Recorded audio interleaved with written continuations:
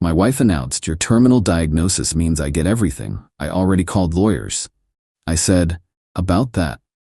The diagnosis was fake. A test from my doctor friend. When I served her with divorce papers for attempted financial exploitation, she lost everything, including her inheritance. I, 38 male, had been feeling off about my marriage to Lydia, 35, for months. Little things. She'd become obsessed with our life insurance policies, kept asking about my 401k beneficiaries, and suddenly started being super sweet after years of barely tolerating me. When her grandmother passed and left her 400k, she didn't tell me for 3 weeks. I found out from her cousin at a barbecue. My friend Garrett is an oncologist. We've been tight since college. Over beers one night, I mentioned Lydia's weird behavior. He made a dark joke. "Want to find out if she really loves you? I could accidentally leave some test results lying around." I thought he was kidding. He wasn't. Look, I've seen spouses abandon dying patients, but I've also seen others show their true colors when money's involved. Completely off the record, hypothetically, if some paperwork happened to be visible during her next visit. My annual physical was coming up. Lydia always insisted on coming to my appointments because she cared about my health. Garrett was my doctor. The pieces lined up. The plan was simple: fake blood work results showing late-stage pancreatic cancer. 6 months to live, tops. Left where she'd definitely see them while I was getting dressed after the exam. I know it sounds insane, but I had to know. The appointment was last Tuesday. Garrett did his thing. Real exam, real blood work. I'm healthy as hell, Batabu. But the papers on his desk? Pure fiction. Medical terms, grim prognosis, the works. Lydia saw them while I was putting my shirt back on. I watched her photograph them with her phone. She said nothing. In the car, she was silent. At home, she made my favorite dinner. I thought maybe I'd been wrong. Maybe she was processing, planning how to support me. Then Thursday happened. I came home from work to find Lydia at the dining table with printed documents everywhere. She had this manic energy, almost gleeful. "We need to talk about your diagnosis." I played along. "Garrett hasn't even called me yet. How do you—" "I saw the papers. Pancreatic cancer. Stage 4. You're dying." "Lydia, I've already called 3 lawyers. We need to get everything transferred to my name now. The house, the investments, everything. If you die without proper documentation, it becomes a nightmare for me. Not us. Not how are you feeling, just me. I also called your life insurance. Did you know if you die within 2 years of increasing coverage, they investigate? We need to be careful. But your current policy is 500k, and since you've had it for 5 years, we're good." She slid a paper across the table. "This gives me full power of attorney. Sign it." "Lydia, I just found out I'm dying, and you're being practical. Someone has to be. You're too emotional to handle this properly. Oh, and I told your brother you don't want visitors. Too stressful." "You told Ethan I'm dying?" "No, just that you're sick and need space. We can tell him after things are settled." "After I'm dead, you mean?" She actually rolled her eyes. "Don't be dramatic. This is happening whether you accept it or not. At least I'm here taking care of things." That's when I said it. "About that diagnosis. What about it?" "It's fake." Update 1. The silence after I told her was deafening. She laughed nervously, then got angry, then tried to flip it. "You tested me? What kind of psychopath tests their wife?" "The kind whose wife photographs medical documents and calls lawyers before even asking how I'm feeling. I was trying to protect you. You told me not to see my brother. You had power of attorney papers ready in 48 hours. You were excited, Lydia. I watched you smile while talking about my life insurance." She threw a wine glass at the wall. 5 years. 5 years of my life wasted on you. Mask fully off now. "So leave," I said. "Oh, I'm leaving, but you're gonna pay for this humiliation. I want a divorce, and I want everything." "Good luck with that." She moved to her sister Celia's place that night. By morning, I was getting texts from her family calling me a monster, a manipulator, an abuser. She'd told everyone I faked cancer to torture her. Her mom, Joyce, called. "How could you do something so cruel? Ask your daughter why her first response to my terminal diagnosis was to call lawyers, not doctors."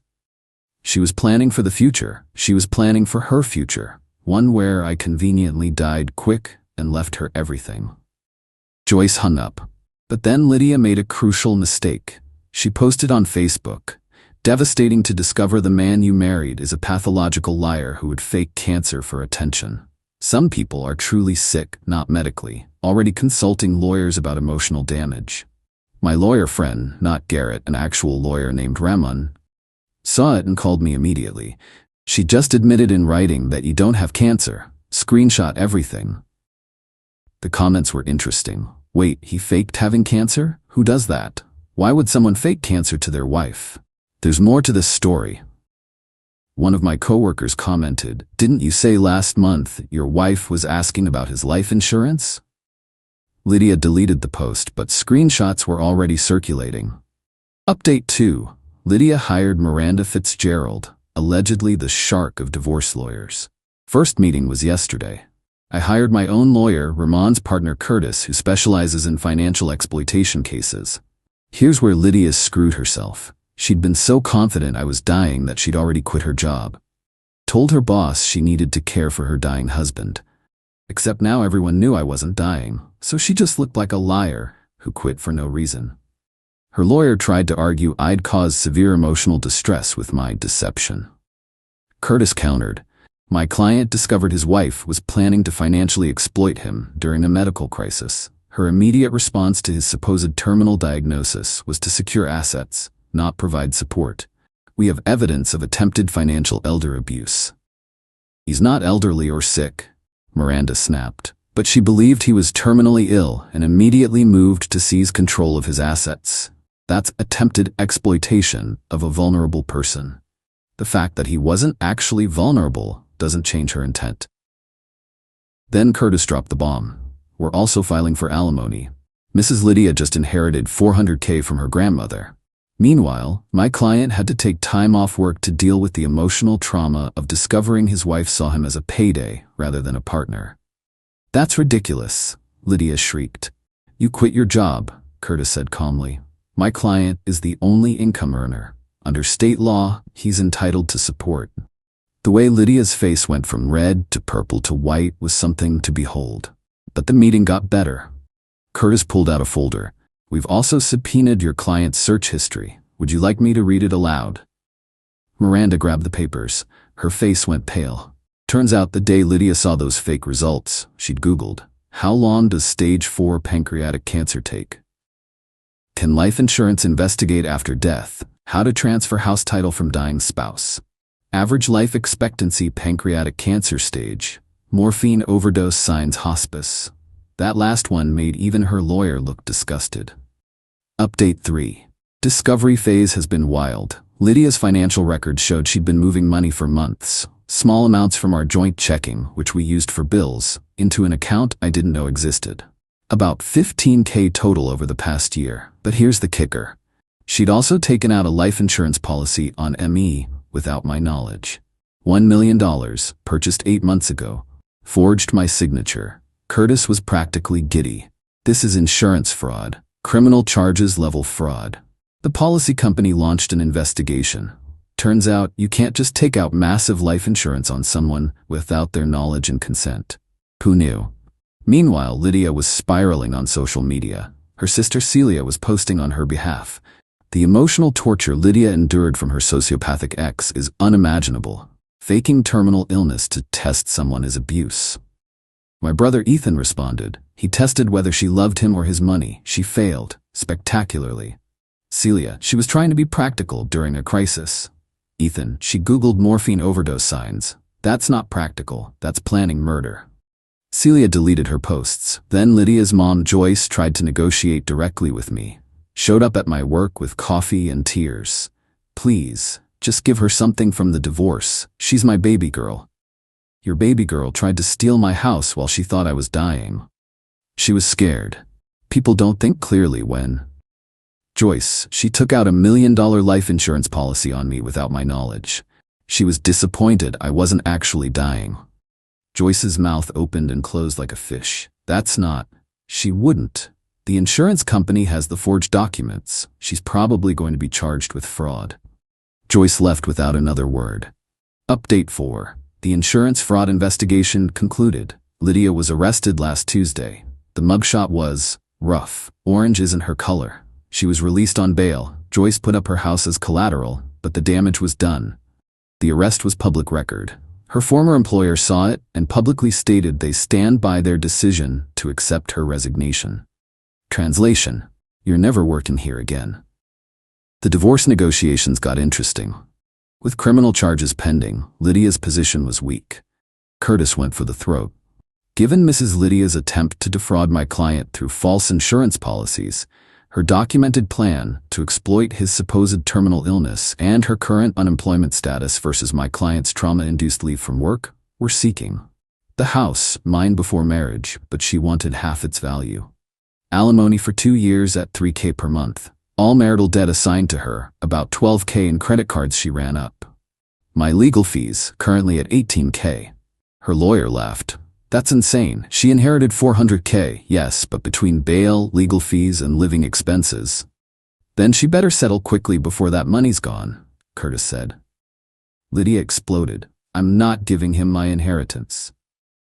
Then we go to trial, Curtis shrugged, where a jury will hear how you Googled morphine overdoses while believing your husband was dying. Update 5: trial was set, but Lydia's criminal case was complicating everything. Her criminal lawyer, separate from divorce lawyer, double the fees, told her pleading guilty to insurance fraud would tank her divorce case, but fighting the fraud charges would cost another $50,000 minimum. Her inheritance was evaporating. Criminal lawyer retainer, $30,000. Divorce lawyer, $25,000. Bail bond fees, $5,000. Living expenses, her sister started charging rent, $2,000 a month. She tried representing herself in divorce court to save money. Big mistake. Judge asked her directly, "Ma'am, did you take out a life insurance policy on your husband without his knowledge?" The Fifth Amendment. This isn't criminal court. I'm asking a yes or no question. It was for our future. Yes or no? Yes, but... And did you research how to transfer assets from a dying spouse? He wasn't actually dying. But you believed he was? Yes. The judge looked at her over his glasses. So you believed your husband was terminally ill, and your response was to secure his assets and research his life expectancy. I was being practical. The judge awarded me the house, fully mine, alimony, $2,500 a month for 3 years, all marital debt assigned to her, 75% of my legal fees. Lydia screamed, "He lied about having cancer." Judge, and you lied on insurance documents. His lie exposed your character. Your lie was fraud. Big difference. Update 6. Lydia's criminal trial just ended. She pled no contest to insurance fraud to avoid jail time.